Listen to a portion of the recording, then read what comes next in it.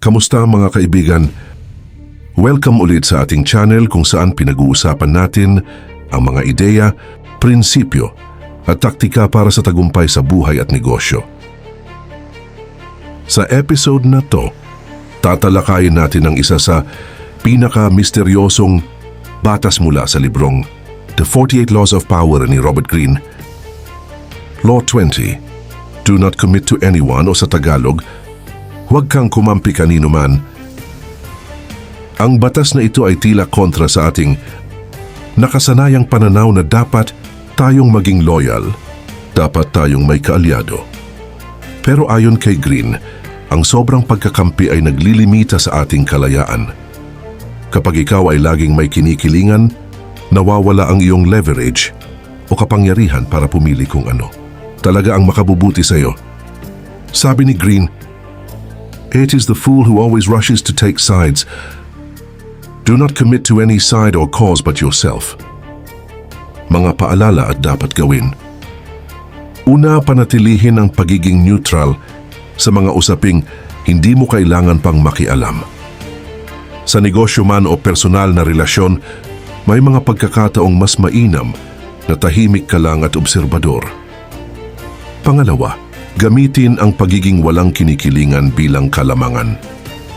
Kapag hindi mo agad pinapakita kung sino ang pinapanigan mo, mas nagiging interesado ang mga tao sa iyo.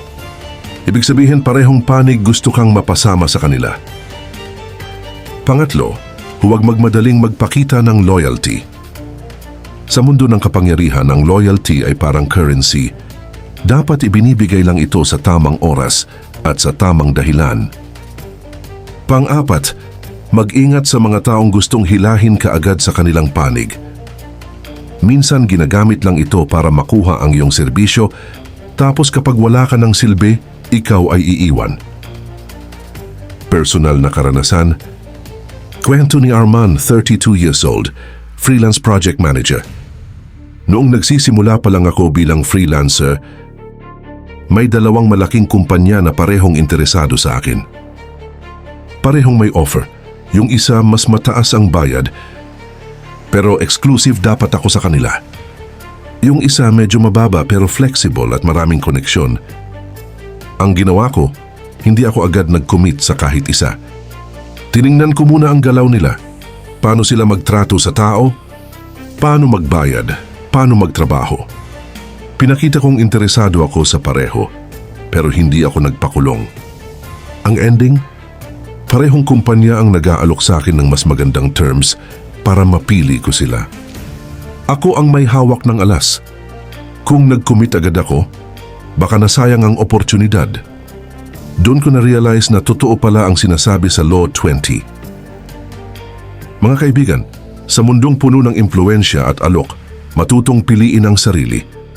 Huwag agad sumama sa agos, dahil kung marunong kang maghintay, ikaw ang magiging agos na susundan ng iba.